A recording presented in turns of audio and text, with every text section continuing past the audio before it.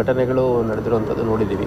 ಈಗ ಇದೊಂದು ಬೆಂಡಿಗೇರಿಲಾದಂಥ ಕೊಲೆ ಪ್ರಕರಣ ಇರ್ಬೋದು, ಅಥವಾ ಇನ್ನೊಂದು 2-3 ಜಾಗಗಳಲ್ಲಿ ಪಬ್ಲಿಕ್ ಪ್ಲೇಸಲ್ಲಿ ನ್ಯೂಸೆನ್ಸ್ ಕ್ರಿಯೇಟ್ ಮಾಡಿರುವಂಥದ್ದು.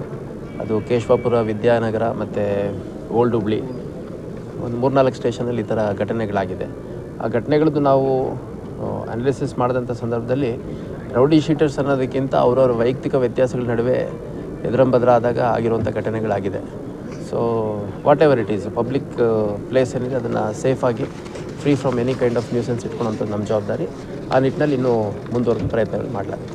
ಸರ್, ಇಷ್ಟೆಲ್ಲ ಪರೇಡ್ ಮಾಡಿದ್ರು ಮತ್ತು ಅಫೆನ್ಸ್ ಮಾಡ್ತಾನೆ ಇದ್ದಾರಲ್ಲ, ಅಂಥವ್ರನ್ನ ಏನಾದರೂ ಗಡೀಪಾರು ಮಾಡುವಂಥ ಪ್ಲ್ಯಾನ್ಸ್ ಏನಾದರೂ ಇದೆ ಸರ್? ಆ್ಯಕ್ಚುಲಿ ಈ ವರ್ಷಾಂತ್ಯದಲ್ಲೇ ನಾವು ಸಾಕಷ್ಟು ಜನರನ್ನು ಗಡೀಪಾರು ಮಾಡಬೇಕು ಅಂತ ನಾವು ಪಟ್ಟಿ ಮಾಡಿಕೊಂಡು ಗಡೀಪಾರು ಪ್ರಕ್ರಿಯೆ ಮಾಡ್ತಾಯಿದ್ವಿ. ಈ ಮಧ್ಯದಲ್ಲಿ ಡಿಸೆಂಬರ್ ತಿಂಗಳಲ್ಲಿ ಪ್ರತಿ ವರ್ಷ ಬರೋ ರೀತಿ ಸೆಷನ್ ಬಂತು. ಹಾಗಾಗಿ ನಮ್ಮ ಠಾಣಾಧಿಕಾರಿಗಳು ಸಾಕಷ್ಟು ಜನನ ಬಂದೋಬಸ್ತಿಗೆ ತಗೊಳ್ಳಲಾಗಿತ್ತು. ಅದ್ರ ಜೊತೆಗೆ ಇನ್ನೂ ಬೇರೆ ಬೇರೆ ಮೇಜರ್ ಬಂದೋಬಸ್ತ್ ಆಯಿತು.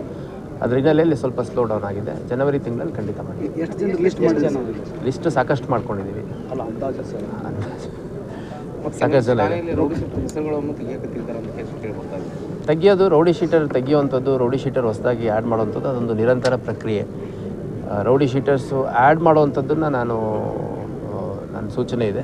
ಮತ್ತು ಯಾರು ರೌಡಿ ಶೀಟರ್ಗಳು ಆಗಿ ಕಂಟಿನ್ಯೂ ಆಗಲಿಕ್ಕೆ ಫಿಟ್ ಇಲ್ಲ ಅಂಥವ್ರದ್ದು ಪರಿಶೀಲನೆ ಮಾಡಿ ಅಂತ ಹೇಳಿದ್ದೀನಿ.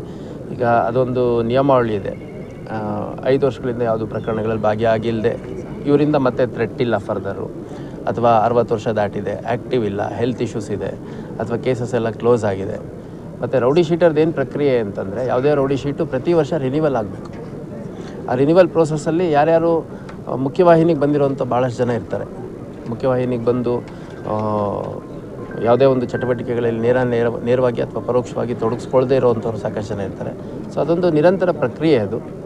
ಆ ಪ್ರಕ್ರಿಯೆಯಲ್ಲಿ ಕೆಲವು ಸರಿ ಡ್ರೈವ್ ಮುಖಾಂತರ ನಾವು ಕ್ಲೋಸ್ ಮಾಡುವಂಥದ್ದು ಮಾಡ್ತೀವಿ. ಆ ಡ್ರೈವಿನೂ ನಾವು ಟೇಕಪ್ ಮಾಡಿಲ್ಲ. ಮುಂದಿನ ವರ್ಷ